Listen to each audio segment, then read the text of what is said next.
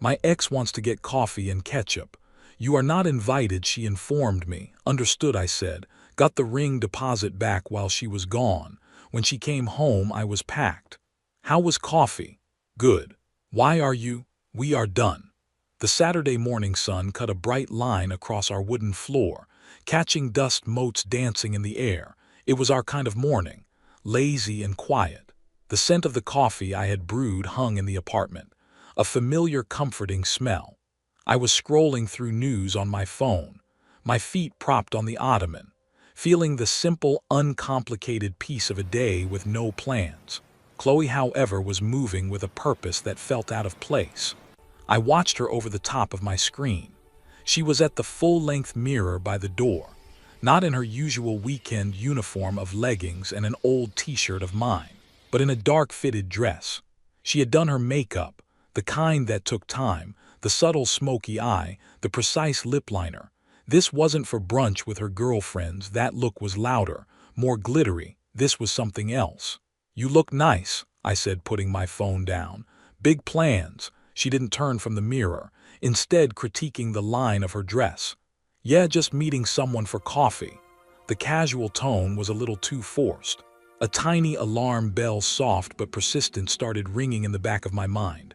I kept my voice light, easy. Oh, cool, who with? She finally turned. But her eyes were on her phone, her thumbs tapping out a message. A small, almost imperceptible smile played on her freshly lined lips. My ex, Jason, he is in town. The words landed, but they didn't fully compute at first. Jason, the one from before me. The one with the trust fund and the condescending smirk in all his pictures. The one she told me was toxic and obsessed with appearances. My stomach tightened. Jason. I repeated the name, feeling foreign and unpleasant in my mouth. Okay, so we are meeting him. This was the moment. This was where she was supposed to say, yeah, for like an hour, just be cool. This was where I would have grumbled but gone along because that is what you do. You show a united front. But she didn't say that. She looked up from her phone and her gaze was steady, devoid of any apology or request.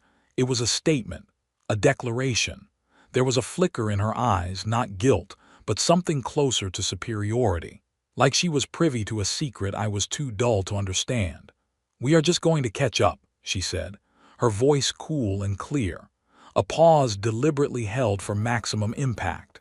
Then the knife twisted with casual, dismissive precision. You are not invited. The air left the room. The coffee scent turned acrid. The sunny, peaceful morning shattered into a million sharp, glittering pieces. You are not invited. The words echoed in the silence of my head. This wasn't about coffee. This wasn't about catching up with an old flame. This was a power play. It was a deliberate, cruel drawing of a line. I am prioritizing a connection with my past over my present with you, and I am explicitly telling you that you are excluded. I felt the weight in the front pocket of my jeans, the crumpled receipt from the jeweler. I had picked up the custom-designed ring yesterday. The plan was to surprise her tonight, to cook her favorite meal, to get down on one knee right here in this patch of sunlight. The deposit had been massive, a sum I had saved for 6 months. The ring was finished. It was waiting for me. It was supposed to be the start of everything. And she was telling me I wasn't invited to her life. I saw the future in that single heartbeat-long moment. The arguments, the controlling accusations if I objected, the simmering resentment if I said nothing. The slow, painful death of my self-respect as I accepted this new diminished role in her world. The alarm bell in my mind wasn't ringing anymore. It was a single clear, resonant tone. A tone of absolute, unshakable clarity. I looked at her, at the woman I was ready to build a life with, and I saw a stranger. The emotion, the hurt, the anger, the betrayal was a storm raging inside me. But I built a wall of ice around it. I let none of it show. Not a flicker. My voice, when it came out, was calm, flat. It wasn't a question, it wasn't a plea, it was an acceptance of terms. Understood, I said. She looked almost disappointed for a second, as if she had been prepared for a fight, and I had handed her a white flag. She gave a slight dismissive nod, grabbed her purse, and walked out the door. The click of the latch was the loudest sound I had ever heard. I stood there in the quiet sun-drenched apartment, the ghost of her perfume hanging in the air, and the receipt for a future that would never happen burning a hole in my pocket. The time for confusion was over. The time for action had begun.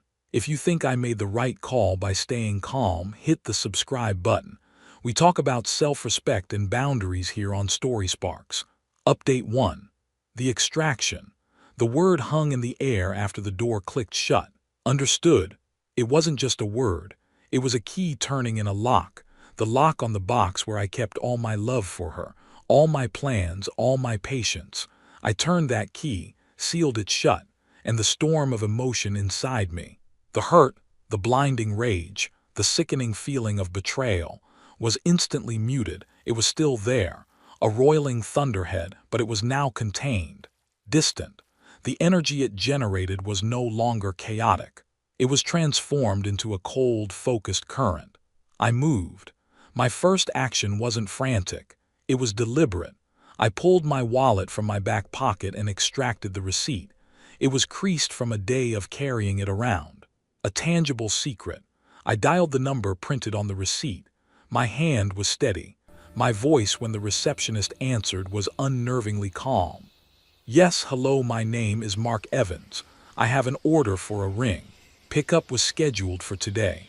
I gave her the order number. "I need to cancel the order and process a refund of my deposit to my original card." "Oh." The woman on the other end sounded surprised, a little flustered. "I am so sorry to hear that, sir. Is everything all right?"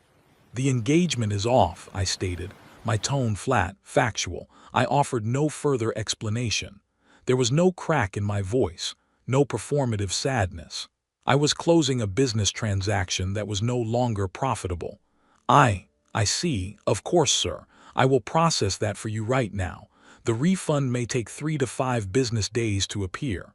"Thank you," I said, and ended the call. I placed the receipt on the kitchen counter, right in the center, a monument to a canceled future.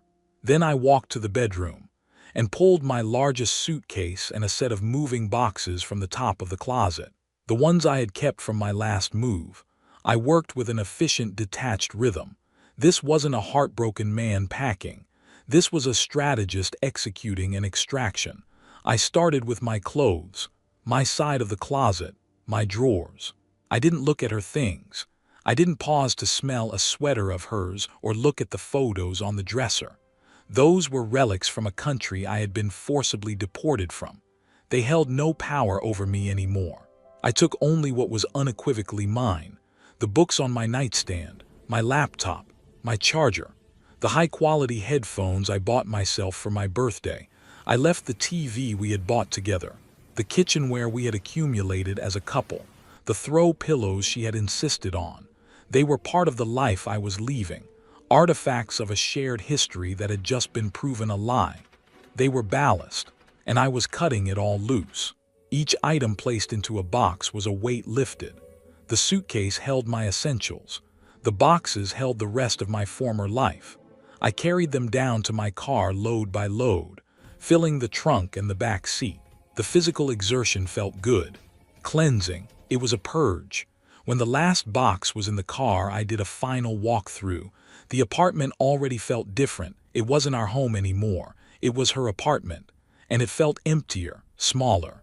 I stood in the living room, the same patch of sun now highlighting the faint indentations in the rug where my furniture had been. I was done. There was nothing left of me here. I grabbed my car keys and the single box of final items. My toothbrush, my razor, the few toiletries from the bathroom. I didn't look back. I walked out the door, down the stairs, into my car. I didn't drive away immediately. I sat in the driver's seat, the engine off, and pulled out my phone. I went to her contact, a picture of her laughing, the one I had taken on a trip to the coast. I looked at it for one last long second. Then I tapped the screen a few times. Block this caller. A confirmation pop-up appeared. Are you sure you want to block this contact? I was sure. I tapped block contact. Then and only then did I start the car. I didn't have a destination. Not yet. A hotel for the night. Then tomorrow I would find a new place. A fresh start. But for now, the only thing that mattered was that I was moving forward, away from her. The rearview mirror was just glass. I had nothing left to look for in it. Update 2. The confrontation. I didn't have to wait long. I was leaning against my car door, the evening air cool against my skin, when her sedan pulled into a spot a few cars down. I watched her get out, a slight unsteady sway in her step. She had had more than coffee. She was humming something to herself, a small, satisfied smile on her face as she rummaged in her purse for her keys. She didn't see me at first. She was still in the bubble of her afternoon, the bubble from which I had been explicitly excluded. I pushed off from the car and took a few steps into the light pooling between the vehicles. The sound of my shoes on the pavement made her look up.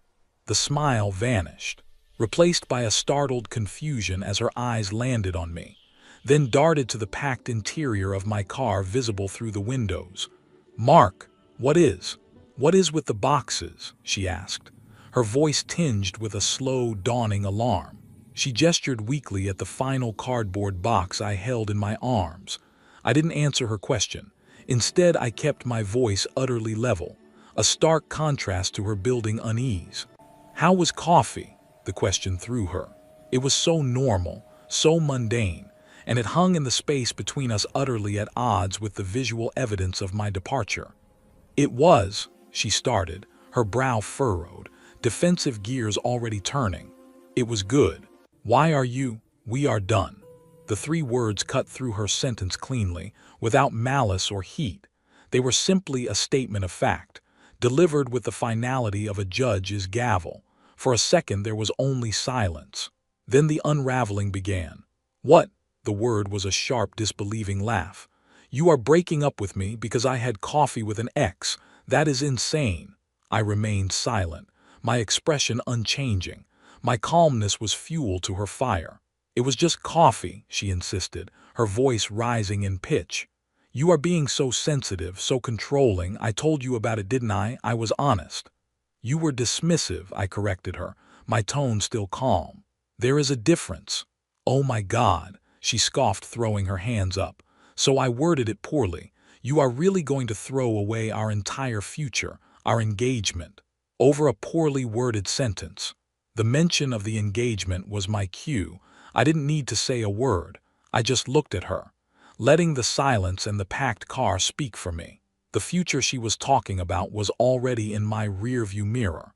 Her confusion curdled into anger, the true colors rising to the surface now that manipulation and minimization had failed. "You are pathetic," she spat, her face contorting. "You are actually doing it.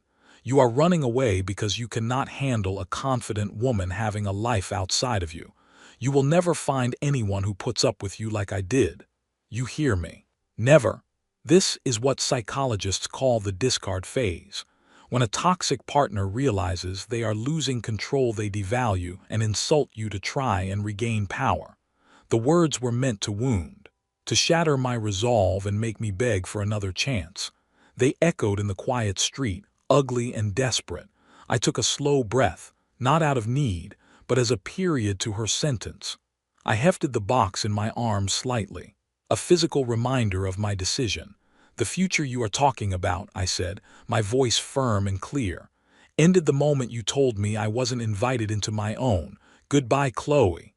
I didn't wait for a response. I turned, placed the box in the passenger seat, and got into the driver's side. I saw her in my periphery, standing frozen on the sidewalk, her mouth agape, the fury and shock warring on her face. I started the engine. The sound was a solid, definitive thing. As I pulled away from the curb, I didn't look back at her. I looked ahead at the road stretching out before me, clean and empty and full of possibility. The first part of the rest of my life was a quiet street fading into the night behind me, and it was enough. Update 3. The aftermath. The first 48 hours were a study in silence. I checked into a bland, anonymous hotel room that smelled of antiseptic and air freshener. It was perfect. There were no memories here, no ghosts. I spent the time on my laptop scrolling through apartment listings in a different part of the city. The silence was not empty. It was full of a profound buzzing piece. It didn't last.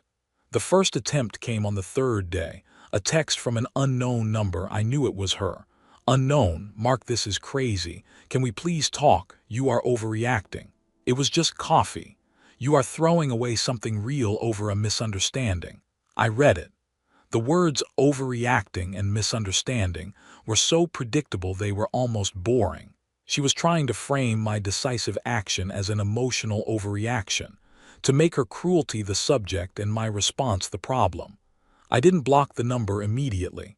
I wanted to see the pattern. I deleted the message. The second attempt was a voicemail left later that night. Her voice was different now, stripped of its defensive posture and layered with trembling performative desperation. Mark, it is me. Please pick up. Okay, fine, I get it. You are mad. It was stupid. Jason was nothing. It meant nothing. He is gone. He left town. It was just ego. I do not know. I made a mistake. A huge mistake. Please, I need you. I am so alone in this apartment. It is so quiet. Just call me back, please. I saved the voicemail, not out of sentiment, but as evidence.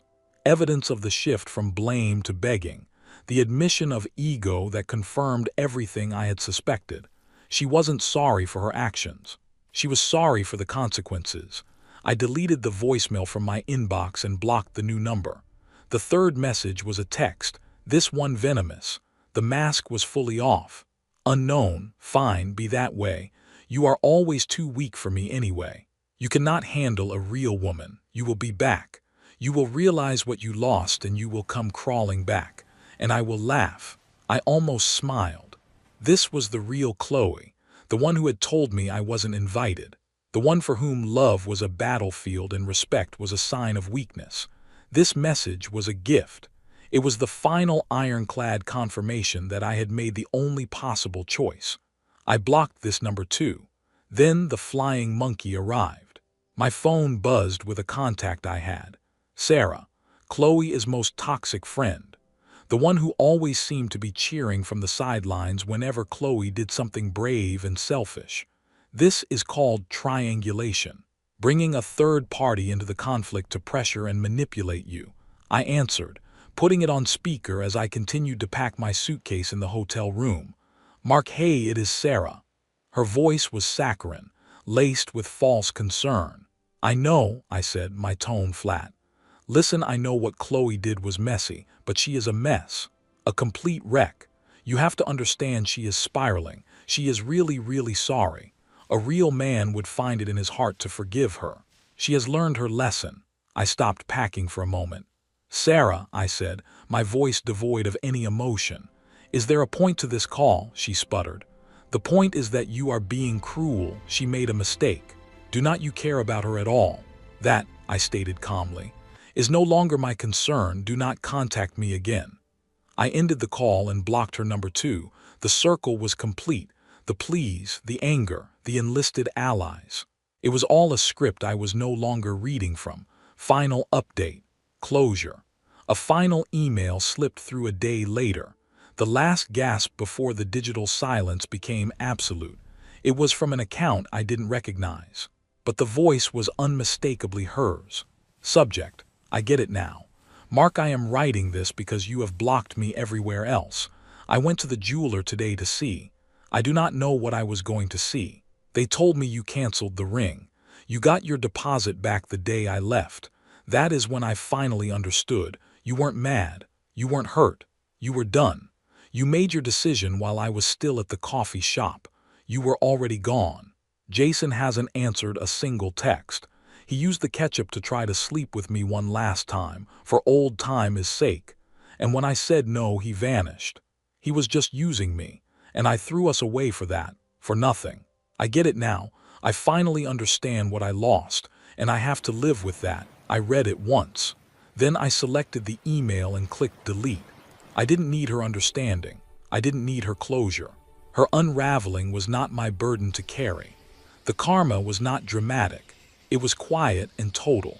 She was alone in the apartment she had made sacred to her own exclusion, haunted by the ghost of a future she had casually incinerated for an ego stroke from a man who saw her as a conquest. She was broke, having relied on my income for the larger bills. She was isolated, her social circle now tainted by the pathetic truth of her situation, and I felt nothing for her but a distant academic pity, the kind you might feel for a historical figure who made a catastrophically bad decision. It was over. Her consequences were hers to manage. My life was just beginning. 2 months later, I was in a booth at the Grizzly Bear, a pub we had never visited together, laughing with two of my oldest friends. The air was thick with the smell of fried food and beer, and a noisy game of darts was underway in the corner. I was relaxed, my arms slung over the back of the booth, a cold pint in front of me. This was my world now. It was louder, messier, and infinitely more honest. I saw her the moment she walked in. Chloe. She was with Sarah, huddled by the door as if bracing against a cold wind. She looked thin, and the dress she wore was one I recognized from a happier time. It now hung on her a little too loosely.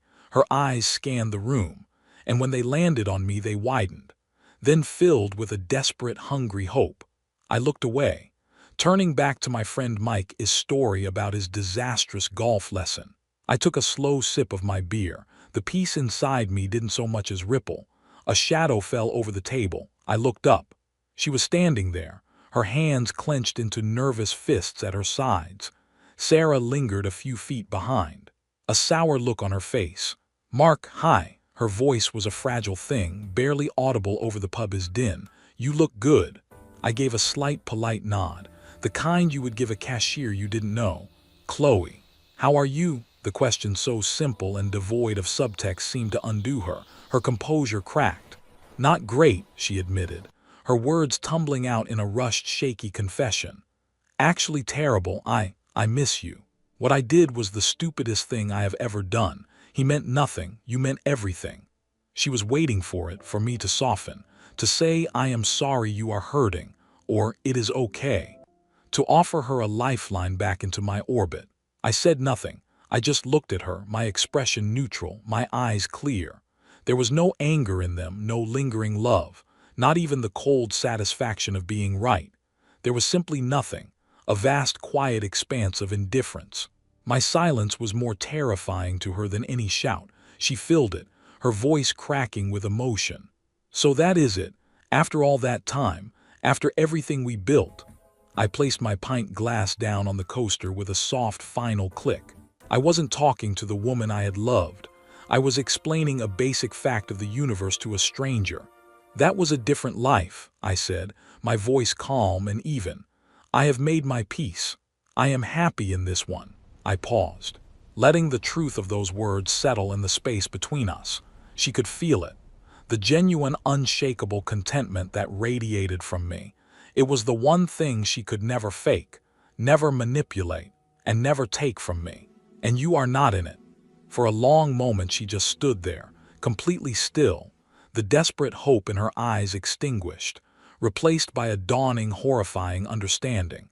She was looking at a man who was truly, completely free. And her presence, her pain, her very existence, was as relevant to him as a forgotten receipt for a ring that had never been picked up. She was powerless. She was irrelevant. Without another word she turned and walked away. Her shoulders slumped in a defeat that was both total and permanent. Sarah shot me a venomous look before scurrying after her. My friend Lee whistled low. "Dude, who was that?" I picked up my beer again, the faintest genuine smile touching my lips as I turned back to my friends. "No one," I said, and I meant it. "No one at all." The conversation moved on. The darts game got louder. The night continued. I was already there, present and alive in my new life. A life she had unwittingly given me the courage